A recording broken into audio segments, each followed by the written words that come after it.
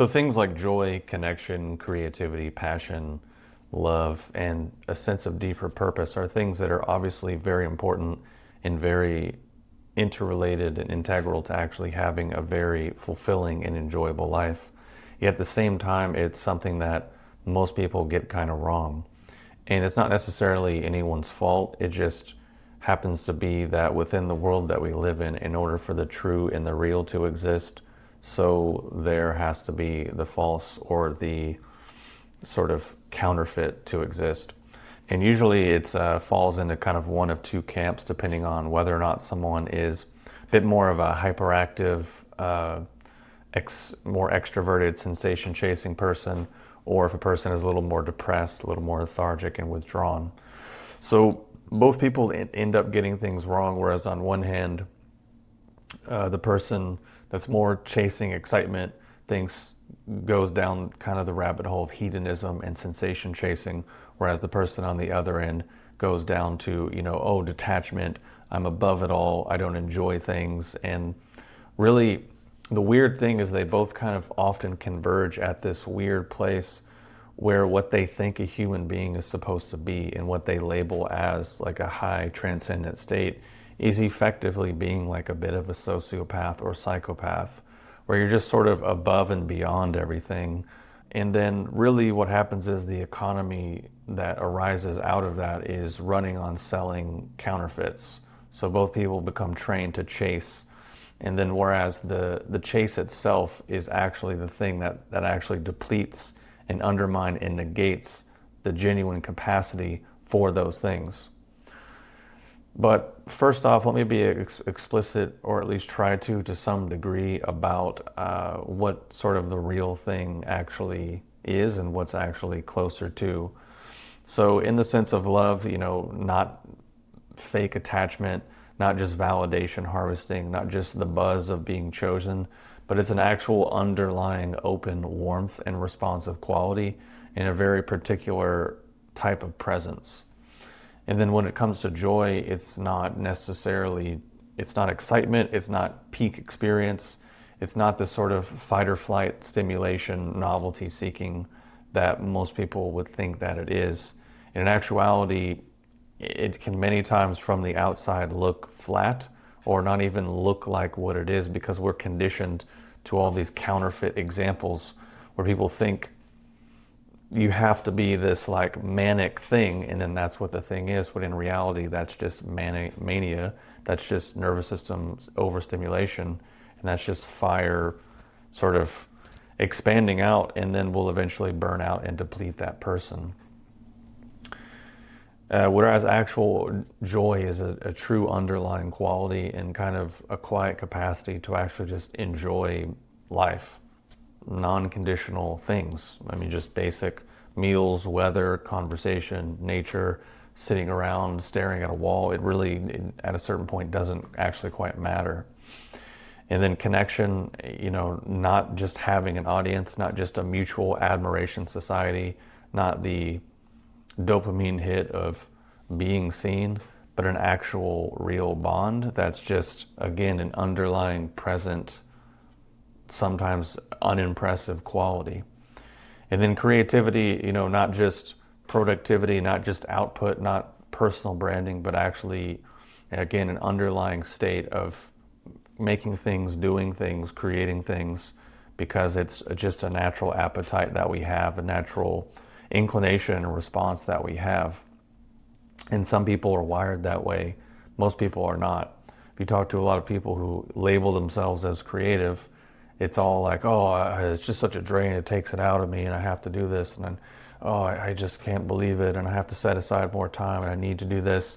And they just kind of are in this procrastination sort of interesting loop that's depleting to them. Whereas if someone's genuinely creative and genuinely has that appetite, genuinely has that drive within them, it's kind of the opposite. It's almost like they're in the opposite boat where it's too much, and they're kind of just like, ooh, I wish I could have a breather. I wish I could settle down, because the stream is just kind of always flowing.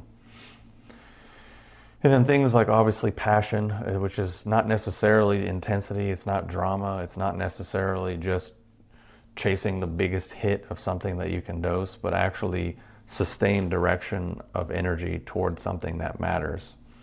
And then simply, enjoying life, not, oh, I'm treating myself, or just raw consumption or indulgence or hedonism for the sake of it, and not just optimizing for pleasure because you're like, oh, it's the tantric orgasmic state of existence or some, again, manic mental illness sort of thing. No, just very basic, something that is active, ongoing, and actually earned and built through attention. Because these things, these qualities are some of the most important things I think that there are in terms of being a human, and they are available to us, but there's something that we actually have to build, and things that actually can be compounding, not depleting.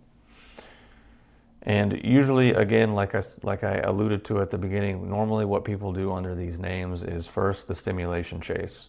Dopamine, novelty, overstimulation, stress response, arousal, rebranded as intensity. So what happens is the chase depends on tolerance. So every hit bigger than the last, and then eventually ordinary life kind of just starts to get flatter by comparison. And the end point is surrounded by more pleasure triggers than any human in history ever, but then ultimately unable to feel really any of it at a certain point. And then the second is that understanding that the chase doesn't necessarily just only fail to deliver enjoyment, but it actually just deletes the capacity over time. And then the second, like I alluded to at the beginning, is the person checking out, which is the opposite direction, but actually the same destination, which is just escapism sold as peace, or avoidance sold as joy, or numbness with better branding, and disengagement as being above it all. But using, detachment or spiritual insight or any manner of other bypassing and sort of neurotic things to just essentially check out and be apathetic. So the third would just be the straight up hedonism thing, which is thinking that life is just about chasing pleasure, when inherently that's self-canceling. Because the person that's maximizing pleasure is just strip mining the exact capacity that genuine enjoyment requires.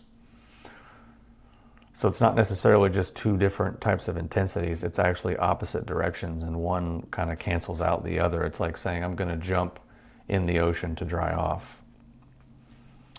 But the thing is, the substrate and the actual reality of this has and was and mapped out by internal arts of basically all of them a very long time ago, which is talking about the actual quality and health of the fire element, that it's actually open, warm, and alive. And it's ultimately defined by one primary quality, which is spaciousness and literal openness in the chest. And the classical teachings and instructions around are talking about opening the orifice of the shin and sort of creating a kind of an emptiness or kind of a spaciousness. But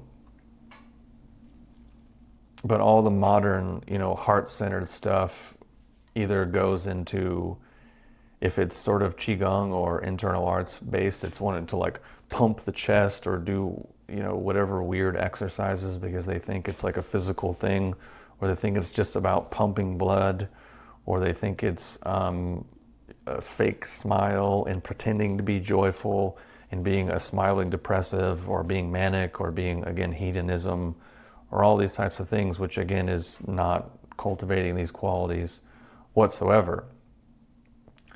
Because if you're trying to go after the target directly, when in actuality the target only changes as a byproduct of conditions built elsewhere, then it's not really going to work, which has always been the classical teaching, and why there's not really heart-centered traditions or heart-centered practices or all these sort of things that ultimately modern people have made up because maybe the teacher just wanted to sell people like a kindergarten level teaching, which is like, just feel good, just be happy, just be nice, just smile and laugh and giggle. And it's like, yeah, I mean, that's cool and better than nothing, I guess, but it's also a bit what's the word, pedantic, a bit condescending, a bit patronizing towards people who are supposed to be adults. And it would make sense for like a kindergarten sharing circle or something of this nature, but as people, developing their lives or trying to do spiritual things, it doesn't really make a lot of sense. So really, where the rubber hits the road is that, all this sustained emotional grasping, going after states, ultimately has the opposite effect, because it takes the literal tissues and mechanisms around the heart, the pericardium and the fascia and all these things that are around here, and actually squeezes it and tightens it. And then you'll see people, compensating with their whatever yoga or whatever postural cues to like open to the chest, stand high, push things open, which is not actually the correct instruction.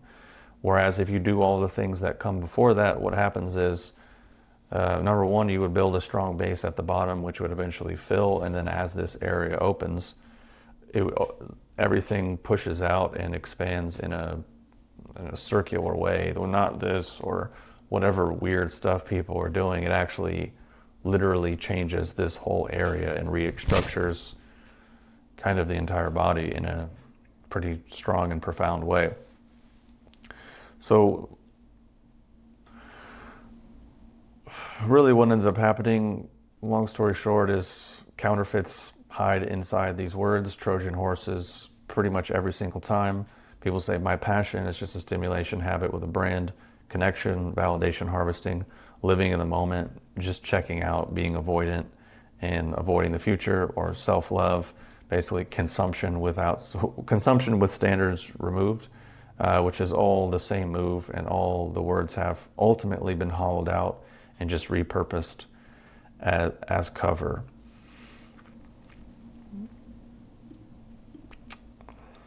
So I just want to mention this last thing as a closing thing is, sometimes I've made so many videos over the years and people would misunderstand and say, oh, well, you're just sad, or you're just mean or arrogant or depressed or harsh, mean, critical, judgmental, all of these things.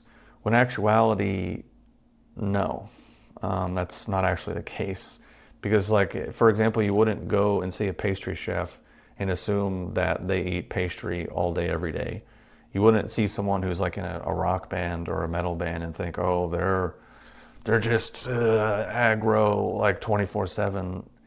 And if you do think that, that's really naive and just not true at all. Because actually, if you've ever been interested in metal music or even aggressive stuff like that, which I was, in my teens, when you actually see these people, they're oftentimes the most chill. Or even like Jimi Hendrix, for example, as a colloquial thing, people think he's this like huge personality. No, this is just sort of dim, midwit level of things. Because in actuality, what should arise as a result of all these other qualities that I mentioned, passion, joy, love, connection, creativity, deeper sense of meaning, connection, spaciousness, openness, quality of presence, all these things, the bedrock of all of that is clarity. And that's something that should arise within and alongside all of those other things. And as this space opens up, clarity within yourself to be able to discern and recognize all these different things and processes which may be happening, and clarity within the world, being able to discern one thing from another and another thing from another, and all these sorts of things. And it's a pretty massive misunderstanding that people get into with Chinese medicine and even internal arts and things like Qigong and such, where they assume all of this stuff about the heart is super emotional or super spiritual or otherworldly or esoteric, when in actuality it's not. It can be perhaps a pivot point or a gateway or a doorway that you have to, let's say, pass through. But again, it's not the aim. It's not things that people are focusing on or doing actively. It's a byproduct of a lot of other conditions and a lot of other things happening. And we're so conditioned with counterfeit And especially in Western culture, I think just so many things are absolutely backwards. And it's just something that is a quality that I would wager is pretty much extinct in modern culture for the most part. It's unless someone who got very lucky as a statistical anomaly that being conditioned in all these ways for modern life hasn't squeezed that space and sort of negated that quality. It's pretty rare, but it is noticeable when you see it. And it's one of those things where most of the time nowadays when people are talking about love or connection or dating or romance, it's not even about this space because the openness isn't there, the freedom isn't there, the clarity isn't there, the stability isn't there, the expansiveness, the openness, the spaciousness, the emptiness, for lack of a better word, isn't there. What's there is basically people recognizing somewhat complementary and or familiar stress responses and then labeling that as such, which is why people are so caught up in what's your attachment style, what's your trauma, what's your past, are you autistic, are you neurotypical, what are your kinks, what are your fantasies, what was your childhood like, what are your parents like, what's your likes, what's your preferences, what's your dislikes, what's your nutrient profile and deficiencies, what's your just like this listicle way of living, which is the complete, again, counter opposite of the actual experience and the actual conditions for love, connection, joy, passion, creativity, all those things. Because all of those things, again, it's like jumping in the middle of the ocean and saying, "Oh, I'm doing it because I want to feel dry." So the point I'm trying to make is that clarity isn't coldness. Clarity is actually what the warmth runs on and actually should go together.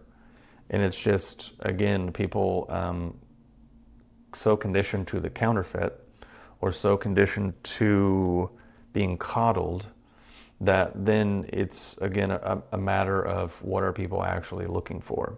And which is why I've made videos in the past talking about most people aren't looking for clarity or for insight or even necessarily to change, or even necessarily to do anything, or even necessarily to improve themselves or heal or fix whatever.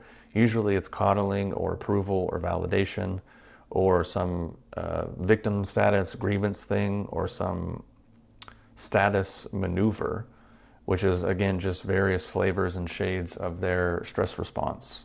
And again, that's not a knock on anyone. It's just part and parcel of the human condition that we're social animals and that we live in cultures and we exist within these ecosystems. So sometimes that's just par for the course.